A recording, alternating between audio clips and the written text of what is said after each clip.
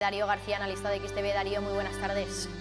Buenas tardes, Marta. Bueno, una sesión hoy bastante tranquilita, con subidas moderadas que no llegan al 1%, algo que también vemos, bueno, de forma parecida también en Wall Street. ¿Cuáles han sido los drivers hoy de la jornada? ¿Por qué hoy hemos visto esas subidas moderadas? Parece que hay tranquilidad en los mercados financieros, teniendo en cuenta todos los frentes abiertos que tenemos. Uno de ellos, el posible embargo europeo hacia el petróleo ruso. ¿Cómo podría afectar todo esto a las bolsas, Darío? ¿Y qué es lo que hoy ha estado, pues, bueno, siendo realmente lo que ha movido hoy a los mercados financieros?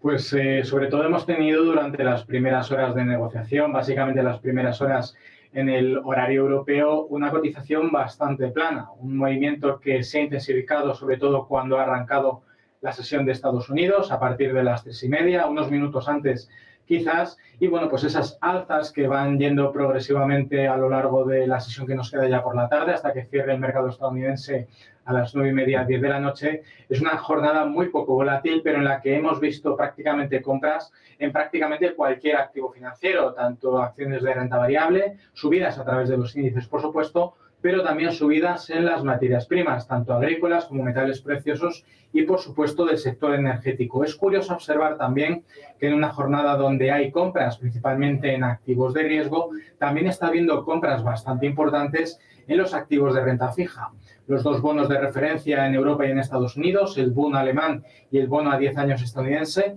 están teniendo correcciones en sus rentabilidades bastante importantes, fruto de las compras de estos activos que están intensificando e incrementando su precio y, como sabemos, cotizan a la inversa que la rentabilidad real de los bonos, pues los bonos vienen corrigiendo en esta jornada de hoy. Es probable que tras la ausencia de catalizadores macroeconómicos en esta jornada de lunes, habrá que esperar al miércoles a las actas de la Reserva Federal, donde, bueno, pues parece que tendremos más detalles de los que ya nos adelantó el presidente de la Reserva Federal, Jerome Powell, a la expectativa del calendario y la fecha concreta en la que la Reserva Federal pudiera iniciar ese proceso de reducción de su balance estructural, o llamado quantitative tightening, que preocupa a muchos inversores porque esto originaría una intensificación en la reducción de la liquidez, algo que generaría un movimiento, en principio, de corrección en los mercados que, junto con las subidas intensas de tipos de interés en Estados Unidos y quizá alguna previa al cierre del año en Europa,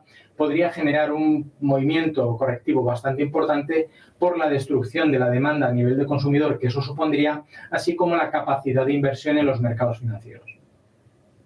Bueno, Darío, hoy en Wall Street el protagonista está claro. Twitter, con esa subida de más del 20%, lo veíamos en pre-market, también se ha cumplido cuando ha abierto la sesión europea, después de que Elon Musk haya comprado, haya aflorado un paquete accionarial del 9,2%. Se dice que es el principal accionista ahora de la compañía, incluso que cuadruplica el paquete accionarial que tiene, por ejemplo, su fundador, Jack Dorsey. ¿Cómo ves este movimiento y por qué las acciones de Twitter han reaccionado tan al alza? Porque sí que algunos analistas apuntaban, por ejemplo, en algunos medios, en CNBC, también algunos analistas que hemos consultado desde aquí en Negocios Televisión, que este movimiento de Elon Musk podría esconder más compras en Twitter e incluso un intento de hacerse con el control de la compañía. ¿Cómo lo ves?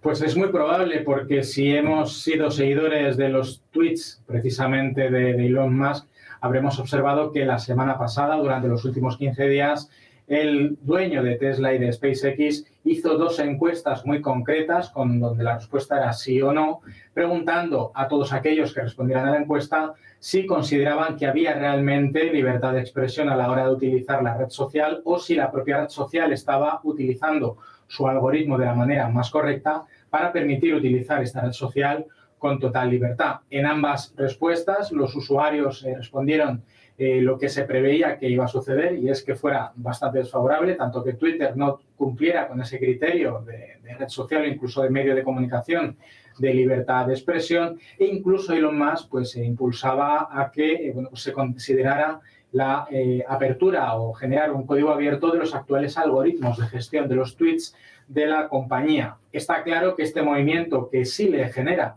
el posicionamiento de ser el accionista mayoritario, incluso por encima del principal accionista, que es el fondo, la gestora Vanguard, que tiene un 8 y pico por ciento, con este 9,2%, y lo más se convierte en el máximo accionista, y dado los precedentes que hemos visto bastante conflictivos de Elon Musk con la red social, es probable que el trasfondo de esta entrada en el accionariado sea cambiar las cosas desde dentro para orientarla hacia un uso mucho más abierto, sin que haya crispaciones y, sobre todo, sin que haya censuras a la hora de publicar los tweets. Esto, a priori, es lo que parece que está sucediendo y que ha impulsado la cotización del valor un 25% a niveles de soporte de los últimos meses y una zona muy importante de resistencia que fue allá por el año 2018. Bueno, Darío, y luego también tenemos al petróleo que, bueno, cotiza con subidas, pero es cierto que se ha relajado bastante a lo largo de la jornada. Lo llegábamos a ver por encima de los $108 el barril en el caso del crudo Brent de referencia en Europa. Ahora lo tenemos en los 106. Una de las noticias que podría también actuar como catalizador de esa cotización es ese posible embargo del petróleo ruso por parte de la Unión Europea, a pesar también de que la noticia positiva, podríamos decir, para al menos relajar un poco la tensión en los precios del crudo, la semana pasada era esa liberación de reservas de Estados Unidos. ¿Qué escenario ves ahora mismo en el petróleo? Porque hoy, por ejemplo, lo que leía es que Goldman Sachs estaba pues pronosticando un precio de $115 el barril para 2023 en el caso del Brent, pero es cierto que es un nivel que está muy cerquita. Exacto. De hecho, una de las consideraciones que se están teniendo en cuenta del motivo por el cual Estados Unidos liberó ese millón de barriles es que precisamente la administración de Joe Biden lo que busca es de alguna manera sacar de negocio. Ya sabemos que se ha ofrecido a ser el principal exportador de petróleo y de gas natural para Europa con un sobrecoste del 40%, pero que Estados Unidos libere unas reservas estratégicas que se supone que solo han de utilizarse en momentos muy concretos y sobre todo para proteger la economía del país. Que Estados Unidos libere este nivel de barriles es sobre todo para exportarlos. ¿Qué estamos pensando que esto puede implicar? Pues que la administración de Estados Unidos considere que vamos a ver unos precios del crudo, concretamente del West Texas, que es la referencia estadounidense, en entornos mucho más elevados de los que hemos visto en la actualidad y que incluso podrían ascender al entorno de los $150 por barril. Y bien sabiendo que las sanciones y restricciones de Europa a Rusia respecto al petróleo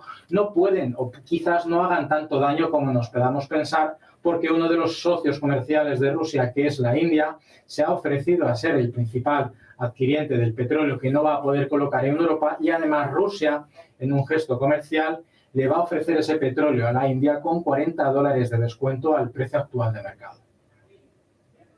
Bueno, Darío, y ya por último también quería preguntarte por lo que está haciendo la curva de tipos americana. Seguimos teniéndola invertida, pero es cierto que hoy la subida de la rentabilidad del bono americano a 10 años es superior a esa subida que estamos viendo en el bono a 2 años, por lo tanto parece que se están aplanando un poquito más esos rendimientos, esa curva de tipos. ¿Qué escenario te estaría a ti diciendo esta curva de tipos, teniendo en cuenta que la inversión se ha producido, bueno, de una forma bastante breve?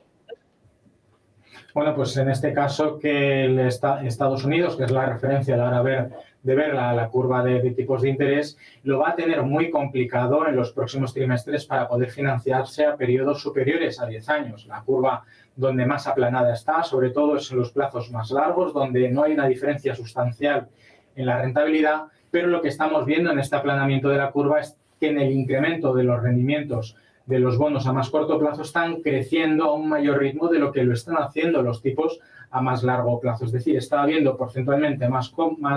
liquidaciones de rendimientos o de bonos a más corto plazo, lo que va a perjudicar enormemente la balanza y en este caso el saldo de Estados Unidos a la hora de poder financiar su actividad ordinaria. Ya hemos visto durante el mandato de Donald Trump que en prácticamente 2 ocasiones hubo prácticamente un parón de la administración por la incapacidad de sufragar el coste como mínimo, los costes fijos, que son los costes salariales, pero esto ya ha sido precedente en otras ocasiones anteriores de la historia, además no tan distantes en el tiempo como nos pueda parecer, y es que el incremento de los tipos de interés está originando, y en la aceleración de la perspectiva de subidas de tipos de interés, una aceleración de un proceso que podría darse con una cierta probabilidad bastante importante. No sé si, o no sabemos si a lo largo de este año 2022, pero probablemente en los próximos 3 años, como muy tarde, un proceso de recesión económica bastante importante, porque el incremento de la inflación, el incremento de los tipos de interés, el incremento de los precios,